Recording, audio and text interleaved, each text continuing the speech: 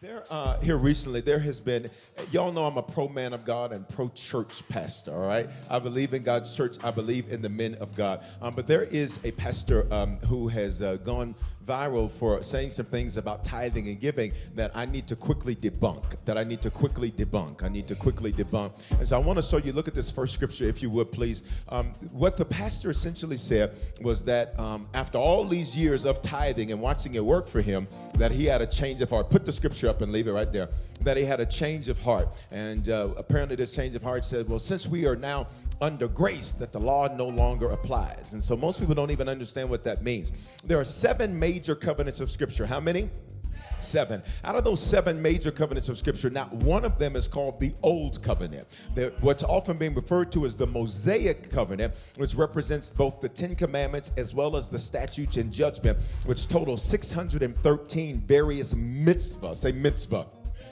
Which were laws in the scripture. And so some people will say, well, we're under the new covenant. We're not under the old covenant. Well, let me first correct your misunderstanding, because there's not one called the old. There's not one called the new. What most people are referring to when they say the new covenant is the renewed covenant, which is the covenant that Jesus makes with us. And all that does, Jesus says, if you, watch me, if you are a Christian today, you are heirs of the same promise made to Abraham. What was the promise to Abraham? I'll bless those that bless you. I'll cuss somebody out that cusses you out. He says, I'll curse those that curse you. Now look at the screen.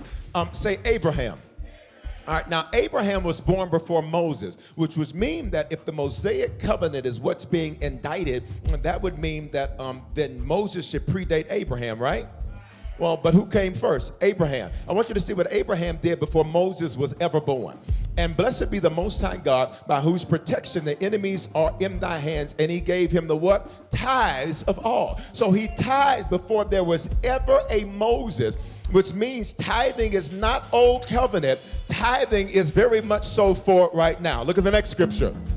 The next scripture says this, Hebrews 7:1. For this Melchizedek, this is who Abraham tithed to. He was the king of Salem and the high priest of God. He was a king and a priest, just like you and I are kings and priests. He says, for this Melchizedek was the king of Salem, priest of the Most High God, who met Abraham returning from the slaughter of the kings and blessed him, and blessed him. Somebody say, and blessed him.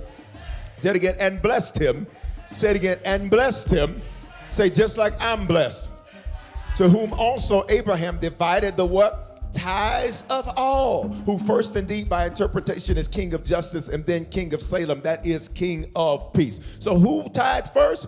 Abraham. What covenant are we participators in? That same covenant. Let's go to the next scripture, please.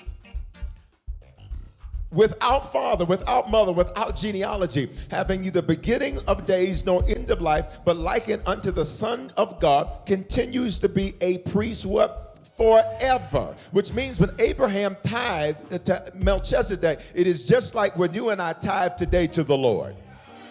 Last scripture, I believe. Take me to my next one. What? Because some people, if I look at me, some people will then say, well, Jesus never talked about tithing, so it's not important. You a lie. You ready? What sorrow awaits you, teachers of religious law, and you Pharisees, hypocrites? For you are careful to tithe even the tiniest of income from your herb gardens. Come on, y'all. Let's go to the next one. But you ignore the more important aspects of the law, justice and mercy and faith. Read the next part. You should tithe. Yes.